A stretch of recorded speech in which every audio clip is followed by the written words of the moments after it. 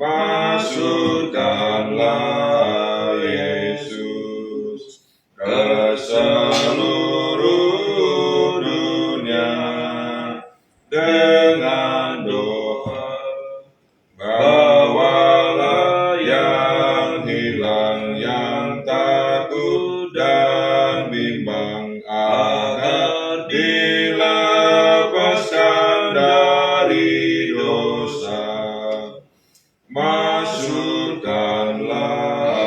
Yesus ke seluruh dunia dengan kasih, hingga banyak jiwa lepas dari siksa, jadi umat Yesus selamanya. 10 hari berdoa, kami ada di tempat ini untuk boleh beribadah kepada Roh Kudus menuntun kami. Terima kasih Tuhan, dalam nama Yesus kami sudah berdoa. Amin. Baik, selamat pagi Bapak Ibu, saudara-saudari sekalian, bisa departemen staf dan istri ya, yang sudah hadir pada pagi hari ini di hari yang pertama 10 hari berdoa.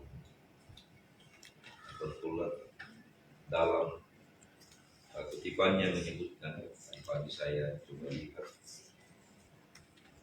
dia meminta supaya umat-umat Tuhan boleh ya dipersiapkan dan siap untuk menerima tuntunan Roh Kudus, oleh karena Roh Kudus akan menolong kita dalam kehidupan kita. Roh Kudus akan menuntun perjalanan hidup kita, baik secara pribadi, ya, dalam keluarga, jemaat, dan di dalam organisasi ini. Roh Kudus tentunya selalu bekerja dan siap untuk boleh bersama dengan kita. Itu sebabnya biarlah sepanjang 10 hari berdoa ini kita akan dipenuhi oleh Roh Kudus dan dituntun oleh Dia. Dan bukan hanya 10 hari ini, tentu ya, dalam perjalanan hidup kita ke depan. Saya mengingat program 10 hari berdoa ini sudah berlangsung mulai dari tahun 2010 ya. 2010 berarti sudah 16 tahun. Dan saya ingat, tapi kalau ada yang ingat lebih dari itu, boleh kita koreksi. Hampir setiap tahun diawali dengan 10 hari berdoa yang kita lakukan sesuai dengan tanggal yang ditentukan oleh organisasi kita. Nah, untuk pelajaran yang pertama ini disebutkan mengenal Yesus sebagai juru selamat yang hidup. Ada 3 bagian. Ya, ada 3 bagian. Bagaimana kita mengenal Yesus sebagai juru selamat yang hidup, yang boleh menjadi milik kita dalam kehidupan kita secara pribadi. Jadi ada 3 hak pribadi, dalam keluarga dan juga di dalam gereja ya, dalam satu kumpulan. Jadi 3 bagian ini untuk hari yang pertama ini. Apakah kita mengenal Yesus? Mengenal Yesus tentunya bersama dengan Yesus, berjalan dengan Yesus. Ya, kita sudah tahu siapa Yesus yang adalah sebagai juru selamat dalam kehidupan kita. 3 bagian. Di bagian yang pertama pagi ini, waktu sendiri bersama Tuhan ya, dalam hidup kecilnya dan bagian judul besarnya. Di bagian pertama adalah renungan pribadi. Ada satu statement, mungkin saudara ingat siapa yang sering menyebutkan ini? Statementnya demikian. Saudara adalah saudara adalah ketika apa yang Anda lakukan sendiri. Begitu ya. Jadi ketika kita sendiri, ya, ketika mungkin agak jauh dari orang lain, kita tentunya mempunyai waktu sendiri, ya, waktu luang sendiri. Jadi kita adalah apa yang kita lakukan ketika sendiri. Ya. Mungkin setelah bangun pagi tadi, ya anak-anak atau suami atau istri agak terpisah jauh atau mereka masih tidur. Atau mungkin di suatu tempat kita seorang diri yang bisa saja orang tidak lihat kita. Tapi apa yang dilakukan oleh diri kita sendiri, hanya kita yang tahu dan siapa? Tuhan. Banyak hal. Nah, yang menjadi pertanyaan di sini adalah apa yang kita lakukan dalam kehidupan sendiri kita, ya artinya dalam pribadi kita. Dalam bacaan ini disebutkan ketika engkau sendiri, ya, hal yang kita boleh buat adalah bersama dengan Tuhan, ya, menggunakan waktu kita dengan Tuhan. Pertanyaannya, mana lebih lama kita gunakan? Mungkin waktu luang sendiri kan? Misalnya rumah atau di mana. Apakah kita melihat media sosial lebih lama waktunya atau berhubungan dengan siapa Tuhan, ya? Nah, dalam hal ini disebutkan nikmatilah harimu, ya, waktu pribadimu bersama dengan siapa? Tuhan. Tentu dalam pelajaran ini kita mengajarkan kepada anak-anak kita ketika dia seorang diri di rumah, mungkin ketika dia seorang diri di ruang tamu, ya, atau di suatu tempat. Kita mengajarkan dia supaya di samping dia melakukan aktivitasnya, tentu dia juga harus berhubungan dengan siapa? Tuhan. Jadi jangan ada alasan, karena saya sendiri, saya tidak renungkan, kan gitu ya. Ada begitu. Tidak ada alasan.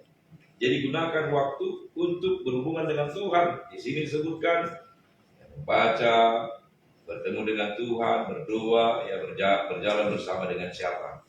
Tuhan.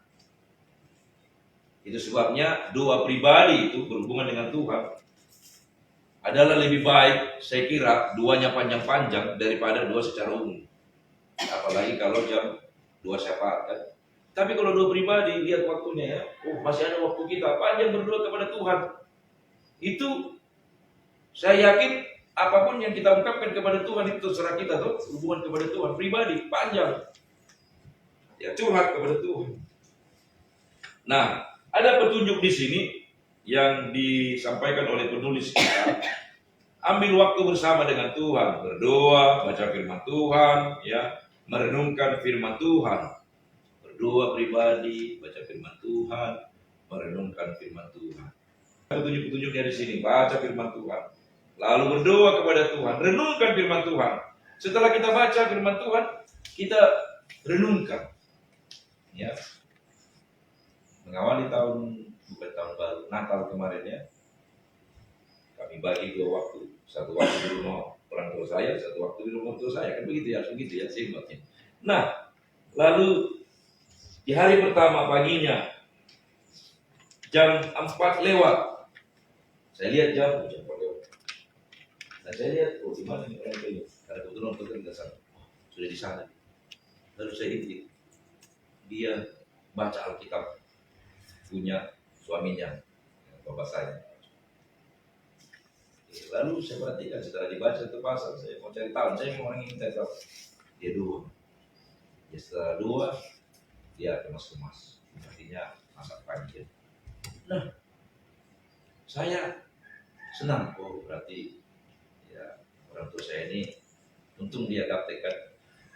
Tapi walaupun demikian, handphone itu masih tetap juga dia di sakunya, ya. Nah, menggunakan waktu pribadi, senang. Pertanyaannya bagi kita, umat-umat Tuhan, bagi kita, para pemimpin, bagi kita istri, apa yang kita gunakan dalam kehidupan kita, apa yang kita lakukan dalam kehidupan kita secara pribadi. Lebih bagus berhubungan dengan Tuhan daripada bicara-bicara pribadi, kan. Ya, tapi kalau dengan Tuhan tidak salah, ya. Baik, yang kedua, di bagian yang kedua kita hanya boleh sampaikan ini, dan karena 10 hari berdoa ini biar lebih banyak berdoa. Renungannya bukan panjang-panjang, ya, tapi lebih banyak berdoa. Yang kedua, saya singkatkan. Di bagian yang kedua, lingkaran keluarga, teman, ibadah keluarga. Ini pertanyaan yang penting. Ya. Kalau dulu katanya di satu kampung, waktu pagi ya Tuhan, waktu pagi ya Tuhan, katanya begitu ya. Satu kampung renungan pagi. Saya masih ingat ada satu orang bapak, saya punya counterpart yang lalu, dia bilang, dia senang renungan pagi. Pada saat dia renungan pagi, kuat-kuat suaranya. Datang anaknya, papi katanya, papi jangan kuat-kuat renungan pagi. Gitu. Nyanyinya maksudnya. Suara papi sudah seperti suara unta katanya kan. Enggak nah, ini adalah ibadah katanya. Oh ya sudah, pendek cerita. Saudara, ketika dia keluar, jalan di tetangganya, lalu disebutkan ini, Pak, kalau disebutkan namanya ya, Pak, Bapak setiap pagi nyanyi ya? Iya, katanya, kenapa? Iya, lagunya seperti ini Pak ya, katanya gitu ya. Oh iya, kenapa Bapak ini, kata anak saya, suara seperti suara unta. Enggak, suara Bapak itu sangat senang didengarkan. Oh, berarti itu juga menjadi kesaksian bagi siapa? Orang lain. Mungkin di lingkungan ini kita enggak didengar orang lain, harus kuat sekali kan. Nah, saudara-saudaraku sekalian, kumpulkan keluargamu, kumpulkan anak-anakmu, ya, untuk membaca firman Tuhan, berdoa, lalu ajak juga teman anggota keluarga yang lainnya. Jadi terkadang kita lalai. Waktu pagi ya Tuhanku, anak-anak di sana, ayo cepat, dengarlah suaraku, ya, Johnson kata misalnya, jangan katanya, melayang doa yang sungguh memandang pada, sudah sedih. Lalu dia, ayo berdoa. Nah begitu kan. Jadi memang harus kumpul dulu. Tapi kadang-kadang karena kesibukan, maklumlah. Ya, 6:30 sudah masuk apa? Sekolah. Jadi mau bangun jam 5 masih tidur. Mau bangun jam 4, wah masih gelap. Di sini 5:30 masih gelap. Jam mana pun masih gelap. Kalau di Palembang sudah terang. Ya, jadi gelap. Jadi saudaraku, ada baiknya memang kita buat time-nya ya. Jam 6, jam 5, janganlah pula jam 4 renungan pagi anak-anak masih tidur kan. Kumpulkan berrenungan. Sebenarnya saya pernah datang di satu tempat yang di Sumatera Utara ini, di lingkungan itu, di rumah pendeta itu, ayo renungan. Setelah doa, baru baca Alkitab satu-satu. Tapi itu Mazmur pasal 100 berapa itu? 100 berapa yang paling banyak? Pasal 105? 119 itu. Untung nggak pada saat saya di situ. Waktu itu baru hidung abad atau apa itu ya. Panjang juga. Saya bilang, kalau yang pasal yang panjang berat harus dibaca. Jadi baca juga pendeta katanya. Sudahlah. Biasa itu tergantung mereka ya. Jadi memang kumpulkan anak-anak, berdoa bersama-sama ya. Dan lain sebagainya, membaca firman Tuhan. Murid-murid Yesus juga pada waktu itu ya, dikumpulkan mereka. Ya, lalu dia terangkan bagaimana hal yang terjadi ya. Lalu ya dia mau supaya dalam pelajaran ini datang kepadanya bersama-sama. Jadi Yesus itu sangat luar biasa. Anak-anak, mari anak-anak katanya datangnya. Jangan biarkan anak-anak itu apa? Ya, kalau kita mungkin anak-anak sana ini sudah tua semua ini kan. Enggak ya. Jadi mari semua tetangga-tetangganya ya dan orang-orang lain diajaknya supaya dia memberikan pesan dan lain sebagainya. Dalam hal ini di sini bahwa juru selamat itu mengingatkan orang lain bahwa pentingnya melakukan hubungan dengan siapa? Dengan Tuhan. Yang terakhir, di dalam gereja ibadah bersama-sama di jemaat. Ini adalah jemaat tetangga, teman komunitas Anda berkumpul sekali-kali untuk doa dan kegiatan ini.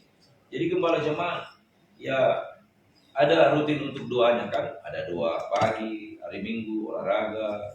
Ya kami di Palembang hanya 3 gereja. Setiap minggu kadang pernah waktu itu renungan ya, pagi-pagi sama-sama walaupun hanya generasi Z yang datang ya, lalu ya olahraga dan lain sebagainya, kumpulkan mereka. Baru setelah itu apa yang kita buat? Dibuatlah ada pertemuan kesehatan ya. Caranya gini, kita buat dulu olahraga, baru makan-makan, baru setelah itu renungan singkat, baru setelah itu apa? Cerita klinik. Jadi waktu mereka datang ada renungannya mereka dengar dari tetangga-tetangga. Kalau di sana bilangnya ibu setanganya ada pen, ya ada pen, advent kan gitu. Ada pen, ya itu. Kapan lagi cerita kliniknya ada pen? Advent kan gitu ya. Jadi memang kumpulkan ya mereka ya untuk apa? Bersatu. Apa yang boleh dibuat prosedurnya di sini ada ini pertemuan. Tidak tahu nanti setiap malam ada di sini di gereja. Ada ya berdoa ya setiap malam. Nah, ini dalam kelompok, pemimpin kelompok ya dan hal-hal yang lainnya. Semuanya ini dilakukan baik pribadi, baik kehidupan keluarga, baik di gereja. Ini akan mempersiapkan supaya umat-umat Tuhan, supaya pribadi kita, supaya keluarga kita mengenal Tuhan. Dan bukan hanya mengenal Tuhan, memiliki hubungan bersama dengan siapa? Tuhan. Kiranya Tuhan memberkati kita dalam perjalanan hidup kita pribadi, keluarga kita, jemaat kita, sehingga ketika kita melakukannya, saya yakin kita akan dipenuhi Roh Kudus, kita akan mengerti siapa itu Yesus Tuhan kita, dan tentunya kita akan berjalan bersama dengan Dia oleh karena kita mengenal Dia, dan tentunya berkat menjadi bagian kita. Dan ketika Dia datang, maka kita semua nanti akan menjadi pewaris kerajaan surga untuk menerima keselamatan dan juga kehidupan yang kekal. Kiranya Tuhan memberkati kita. Amin.